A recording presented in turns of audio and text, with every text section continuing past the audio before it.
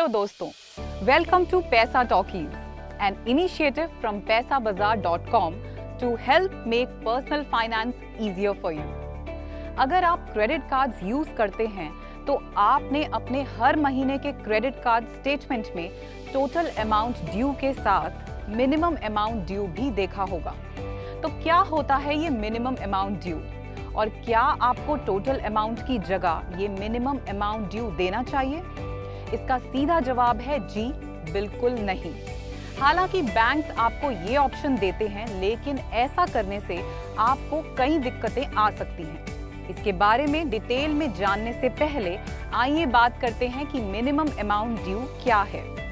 Minimum amount due आपके total dues का एक बहुत छोटा पोर्शन होता है। ज्यादातर केसेस में ये टोटल ड्यू का 5 या 10% होगा। तो अगर आपका टोटल अमाउंट ड्यू ₹20,000 है तो आपका मिनिमम अमाउंट ड्यू सिर्फ ₹1,000 या ₹2,000 होगा। नोट करने की बात ये है कि अगर आपके कार्ड पर कोई EMI चल रही है या कोई फीस एंड चार्जेस एप्लीकेबल हैं, जैसे कि एनुअल फी, तो वो भी आपके मिनिमम ड्यूज में इंक्लूड किए जाते हैं। मिनिमम अमाउंट ड्यू पे करके आप सिर्फ लेट पेमेंट चार्जेस से बच सकते हैं, लेकिन ये प्रैक्टिस आपके ऊपर एक बहुत बड़ा फाइनेंशियल बर्डन भी बना देगी। आइए जानते हैं कैसे। जब आप सिर्फ मिनिमम अमाउंट ड्यू पे करते हैं तो बैलेंस अमाउंट पर आपको इंटरेस्ट देना पड़ता है, क्योंकि क्रेडिट कार्ड इंटरेस्ट रेट्स बहुत हाई होते हैं। इससे आपका क्रेडिट कार्ड का टोटल ड्यू काफी तेजी से बढ़ेगा। सपोज आपके कार्ड पे टोटल ड्यू ₹50,000 है और आपका मिनिमम ड्यू सिर्फ ₹5,000 आया है।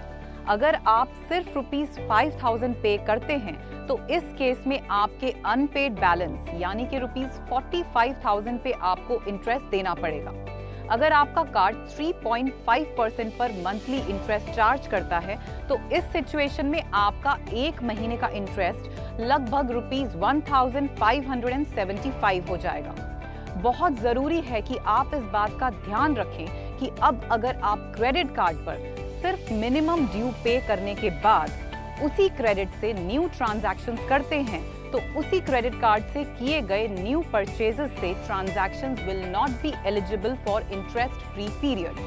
दिस मींस अगर आपने अपने क्रेडिट कार्ड पे सिर्फ मिनिमम अमाउंट ड्यू पे किया है तो आपके क्रेडिट कार्ड से करे गए सारे नए ट्रांजैक्शंस पर फर्स्ट डे से इंटरेस्ट लगना शुरू हो जाएगा, जो कि अब आपके क्रेडिट कार्ड से किए गए सभी ट्रांजैक्शंस को और कॉस्टली बना देगा।